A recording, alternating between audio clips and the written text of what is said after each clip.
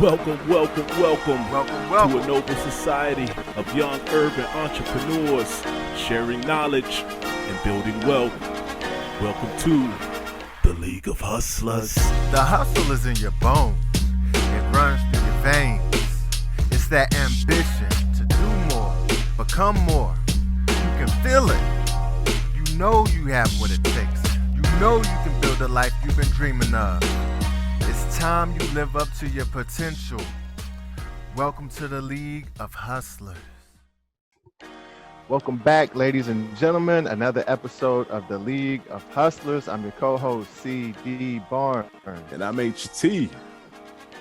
We are the League of Hustlers. We got another great episode for you guys. We brought good company to the show today. We got the man, Ralph Jarvis Jr. of the Legal Trap LLC. Ralph, welcome to the show, man. Yeah, man. I appreciate it, man. It's long overdue, man.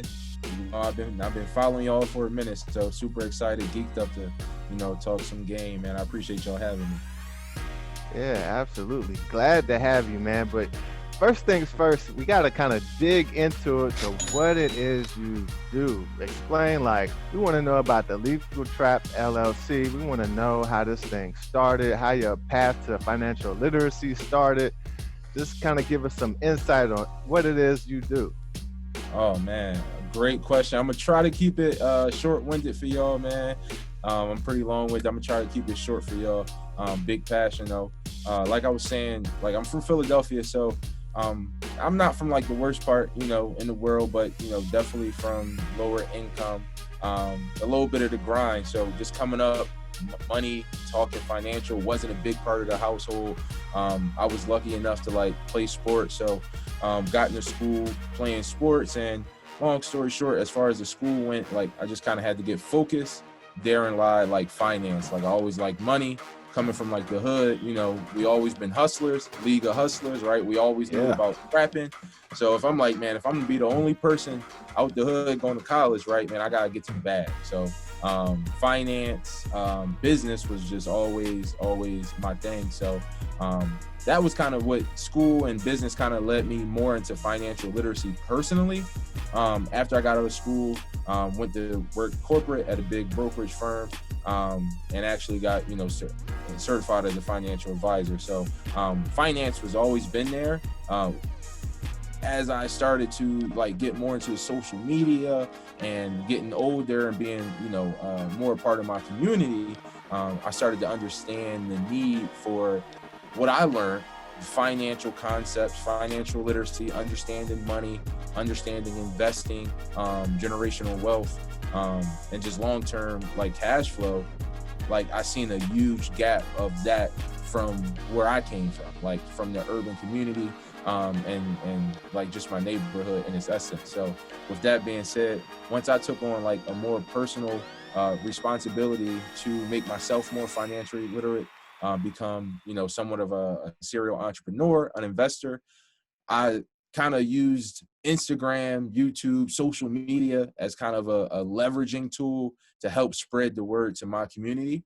And that's kind of what the Legal Trap does. So not only do my personal brand, but the Legal Trap LLC, we help people establish their personal brands, their business brands. We do LLCs. We design websites. We really just try to help people bring their business visions to life and help them understand financial literacy in the process, and help grasp the tools to really get to financial independence. So really whatever that looks like, from business to just coaching and education to e-commerce, anything to kind of get to the bag in the legal way, hence the Legal Trap. So we out here hustling and trapping legally and helping educate and push the culture forward financially. And that's important, man. That's really important to do it the legal way. You know what I mean? Emphasis on the legal way. Major is on the legal way. That's what I tell folks nowadays. It's no. You know what I mean? Don't bring none of that around me. You know what I mean? Everything is straight up. I like to deal straight up too, man. And so one thing you touched on is all of the stuff that you're doing, and a lot of it seems to be focused around the service-based industry, right? And in terms of helping entrepreneurs, helping people, And that's one thing that we have come to realize is that you have to provide value, right? The more value that you provide, the more you get compensated. And it's almost like this exchange of energy. So could you speak more about all of the things that you offer, and the importance of providing that value to give the listeners and the viewers some insight into that? Because it's not all about me, it's not all about us getting right. You think hustle is to get bread, is to get dough, is to get money, but really what we're doing is providing value. What's your thoughts on that? Because with all the stuff you're doing, that has to be your focus. Hey, bro, like I couldn't have put it any better than that. And it's crazy, like you put it so well. It's crazy that trade-off, right? Like your mission is to provide value, but it's like somehow, some ways, like that universe always compensates you. It may not be money, it may be satisfaction, gratitude, but it's like for me, as long as you provide value, you help people be successful, you help people learn, you help people elevate their lives. It's like in turn, man, you always are a little bit better off. So it's like that I guess that universal law that you speak of is really the number one key kind of to my lifestyle. And it's just like I just give up, you know, my gems, my keys to just help people and to provide value. If you look at my Instagram content, my YouTube content, what I do every day, you know, my real estate, my car rental business, it's all about providing value and helping people. And at the end of the day, you know, I understand that if I help people, if I help hundreds and thousands of people become successful, like it's given, it's inherent that, you know, I myself will become successful. So automatic. It's you know, it's an end game. But like, if you're going to have an end game helping hundreds and thousands of people in the process of it, like, I think that's a beautiful one. And to touch on your second part of the question, H, is I provide, man, a plethora of things. And I got started off, I want to be able to provide an individual who wants to become an entrepreneur or business owner all the tools they need to become successful. So that starts off with like the basics of even helping them with the LLC registration. So the Legal Trap helps with LLC registrations, helps obtain EINs, operating agreements, trademarking, just all of kind of those logistical documents to even like say I'm officially a business, right? Which is a huge step, right? When you think about writing taxes off and you know, a lot of things that come with business ownership, that's a huge step for the culture, for an individual in our culture to understand. So I would say that's the first thing we provide. And then we go all the way into helping you understand what you want to provide, helping you with business planning, business, like obtaining business funding as far as business credit goes, and then putting your vision into action after the plan with actually creating the websites, with actually doing the advertising and creating a social media marketing plan. That's probably one of my favorite parts. Just like coming from where I come from, like we always been on the gram, we always been on MySpace, we always been on Facebook, and to be able to use it now for good, to be able to push financial literacy, to be able to use it as a marketing tool. Like Instagram is the best marketing tool I've ever really seen, being a millennial. So we help people also create the plan that goes into after we create the business and the website to actually helping your business or your service or you as a personal brand reach, you know, hundreds and thousands of people through social media. So, what would be your advice to someone like who's just starting out, scratch? I mean, they may still have, you know, a 9 to 5. They may actually have 2 jobs in there, you know what I mean? But they understand that they need to transition into, you know, more so like a side hustle or business, and just that whole like that grind moment of trying to transition from being busy on your job to like transitioning into, okay, how do I get my own business started? Like, what advice would you give for people who are in that moment? Definitely. And honestly, you know, that's like my, you know, ideal type of client who is trying to make that transition. So I run into those people and types of individuals a lot. And honestly, understanding the mindset of shifting into ownership from being an employee is the first thing you have to understand. Is being your own boss and kind of creating and manifesting, your own vision.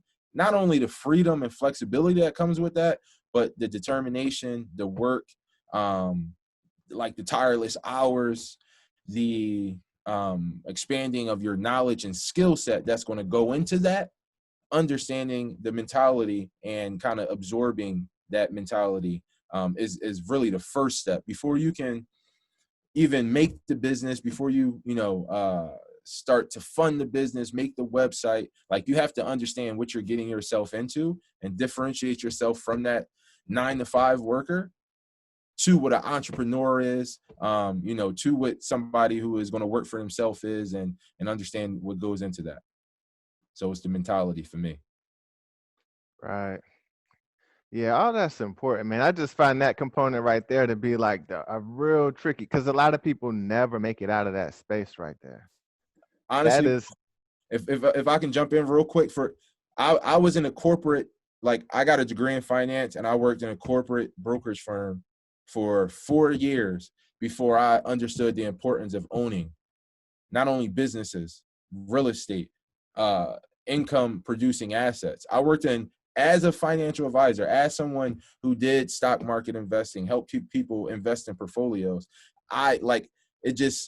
It's not something we're taught to own something. I thought working until I was 65 and I had still have a great employee match, a great 401k. And I'm thinking I'm ahead of the game because I got an employer plan. But honestly, owning is the only way for us. I think we're just in a specific predicament. Our culture, like, we got to work 10x. We got to own 10x to get and propel our future generations forward. So that is a huge part, bro. Not to cut you off, but that's a huge part, and it's hard to overstate is understanding the mentality. And I was in the finance game and still wasn't fully financial literate before I was enlightened. yeah. So for ownership though, right?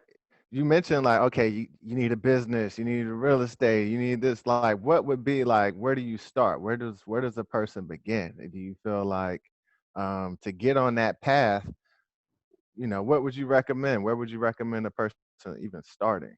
Yeah, definitely. And that's a great question, bro. Honestly, ownership comes in multiple forms. Ownership may not just be owning a business and running a business. Ownership may not just be owning real estate. Ownership can be going to go buy that one Apple stock.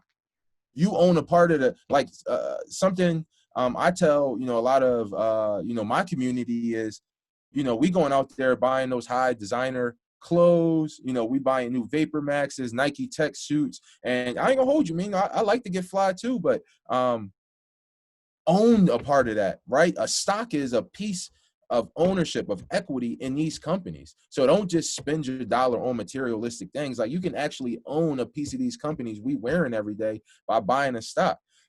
So the key to starting or initiating ownership is understanding what your resources are, whether it be, time, abundance of knowledge, abundance of capital, and educate yourself on which one of these lanes you can start with, because to obtain generational wealth, financial freedom, you're probably going to need all of the lanes, right? All of the income streams and parts of ownerships to a certain extent.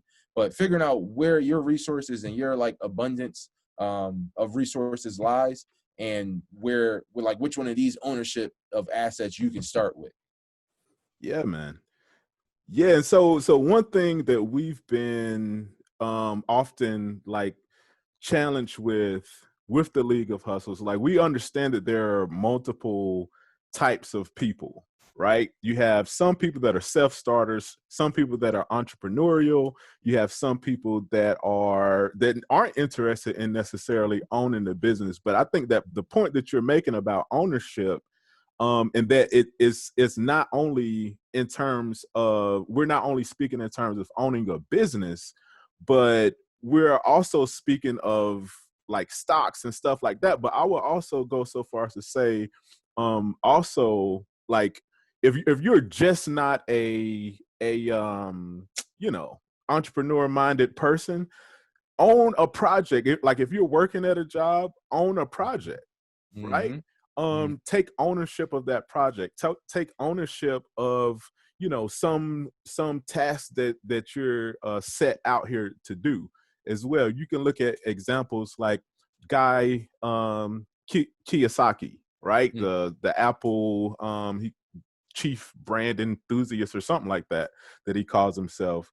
But by being that type of person, right, he took ownership of the fact that he really loves these Apple products, and he just kind of, you know, cut out a lane for himself, right, within Apple, and then went on to do so many other things. So when we're talking about legal hustlers, when we're talking about ownership, it's not just like, oh, owning the business. We understand everybody's not cut out for that, you know. But just have that ownership mentality, right? Own a project at work to the point where you solidify your space, and then you're able to go out here, right, from the money that you're making from doing such a good job, and then own stocks, right? Then put money into these different brands that we're wearing, and, you know, that seem not to reciprocate the love, you know what I mean, oftentimes. And so one thing, Ralph, that I noticed with, especially like your social media stuff, right? I really like what you're doing on social media, because it's entertaining and educating, right? What are the top, I guess, posts? Because I'm sure you look at your statistics and stuff like that. What type of posts are you seeing that gets the most traction and that gets people the most engaged? Oh man, great question. Listen, I ain't gonna hold you. And that's kind of like my thing. Is like when it comes to like the numbers and stuff like that, like I'm a geek when it comes to that stuff. So I'm always in the insights. I'm always like trying to figure out how to just become more efficient. So to answer that question, when I think about, I guess, Instagram, and not to get too much into the weeds, so like they kind of switched up the algorithm lately. They're pushing like reels heavy. They're pushing just more video content heavy and lately in general. So number one, like the foundation is more video content is the first thing I'm kind of focusing on. Secondly, what I'm seeing is also content to help people get either personal or their business credit established or up a little bit. So just a lot of video content around helping people build businesses and obtain funding are usually like my best performing type of post. And I mean, honestly, like the ones that I get a lot of feedback that are usually like most helpful as well, just helping people build and obtain resources in a, like you said, a digestible format. Yeah. Like the ones where you're given like these quick tidbits of information, you know, and it's like just enough motivation to have you out here like, oh, let me go out here and look this up. Let me go out here and buy this book that's talking about this. That's dope, man. And you know, I think we're looking at, you know, diving more into that too, because we've noticed that as well. When you provide value, it's all about value. The more value you provide, the more people take note and that they notice, man. Once again, you just like you circled it back around, which is exactly what I was saying before, is like everything I do, my content, why I do it, how I do it, is based on the value. So when I'm looking at the insights, it's not just like which one performed the best. I know whichever one performed the best, people got the most value from. That's what people need, right? That's where people in my DM saying like, bro, I put this in motion and I'm doing this. When I was saying like, it may not always be money. Like I certainly have, you know, good income from clients and just return on social media, stuff like that, and work in general. But when you get a DM and somebody says like, bro, I just, you know, registered for my Duns and Bradstreet number and I'm getting that business credit funding. I just started my LLC and, you know, I'm getting started on my website, or I just sold my first item or did my first service. Like to know that, like you just said, to give somebody that push to know, just remind them that they could do it. Or it wasn't telling them, like it was reminding them like, hey, like I did this. Let me remind you in a cool way you can do this. And it's that easy. And they just like, yeah, let me try it. And when you do it, like you said, H, man, and you see like, man, I can do this. And it's something new and something you like, man, that experience, that feeling is invaluable, man. Just to know that I helped somebody accomplish a mini dream and get a mini victory, man. That's is awesome. So, yep, I agree, man. The providing value is nothing. It's nothing like it, man. Unexplainable feeling. Hey, that's great, man. But so COVID, right? Like how has it affected, you know what I mean, your hustle in any way? Has it been more difficult to find clients? Is it easier? Were you know what I mean? Like what challenges or adjustments or like how has this whole COVID situation affected, your grind? Man, that was a crazy transition, bro. Like that transition was crazy. Awesome question. And honestly, 2020 COVID was like the year of the awakening, man. It was time like that pushed people to open their eyes up. So for me personally, honestly, it was a huge like igniter. It didn't really I work in mostly digital realms. So it honestly did not have a negative impact on my work. It had a positive impact on my work because it forced people to understand the importance of a digital footprint and owning real estate, not just in the physical, but in the digital, right? And understanding the advertise like ability and successfulness that you can obtain in social media platforms all over. So I mean, to me, it was a necessary evil, honestly, to get people to wake up and see what the next step is. And honestly, I'm glad that like our people are starting to see, like, man, I can, like, this has impacted my business too, because people are starting to see, like, man, I can do this individually. Like, I can do this. Like, all I need is the internet and the computer. And the same thing that I've been wasting my time, not wasting, but the same thing I've been devoting my time on Instagram and social media and Facebook. I can use this to pivot and make money. Like the fact that I see my mom like on Facebook and like Pinterest and like she's selling like old, like my old clothes instead of like throwing them away and stuff. I'm like, damn, mom, you just turned into an entrepreneur just because you've been bored in the house and you was tired of like putting away old clothes. So business has been good. But for me, most importantly, 2020 COVID has shown people that brick and mortar businesses are definitely expendable, and that the digital age is upon us, and that we can embrace financial freedom as entrepreneurs and individuals, like on our own now. So. Hey, that was major right there. The way you just threw that out there, like the digital age is upon us, and brick and mortar is expendable. Even with like the money now, it's kind of like, oh, there's a coin shortage or this and that. And then the emergence of Bitcoin and all the cryptocurrencies and things like that. So as a financial person, like what's your take on that? What's your take on crypto? Man, I gotta walk a fine line with this one. So it's not a regulated market as far as like securities industries go. Like I deal in all securities. And when we mean securities, we mean, stocks, bonds, options, derivatives.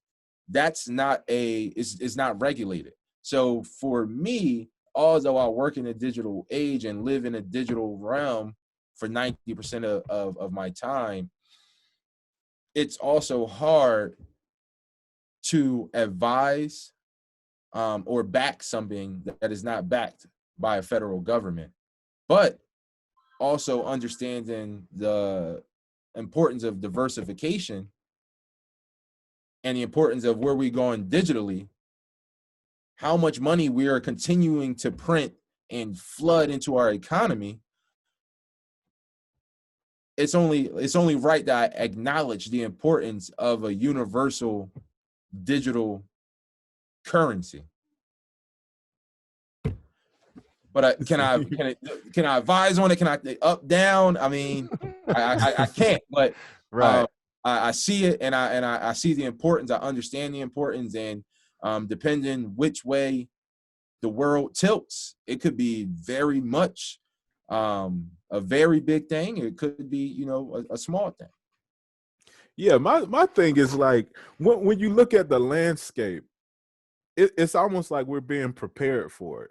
You got kids who are like you know, my kids. They're like, hey, send me cash at me some money so I can buy some clothes on a game. I'm like, you Right. hold on, Right. you want me to give you money for what? For clothes on a character on a game. Right. They're called V-Bucks, virtual bucks. Yeah, the And I'm Roblox, like, the Robux is going crazy. yeah, man. And so it's almost like they're preparing, and who is this they? This, you know, Right. Powers that be. yeah, somebody is preparing us for the digital age. I saw some news about the banks are now doing something with crypto. I can't remember exactly what it was, but it's almost like they're starting to relax the rules or accept crypto now.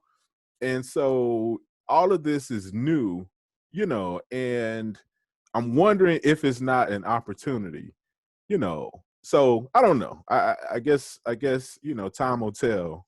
Honestly, bro, it's a few industries out there. Like I said, it's hard to ignore. Now, the other ones are regulated, but like I said, all industries of the future. When you think about that crypto industry, when you think about like the electronic car industry, right, the electric car industry, and when you think about like that cannabis industry, there are certain like levers that could be pulled depending on regulation, depending on laws or lack thereof, that those industries could all be the way of the future.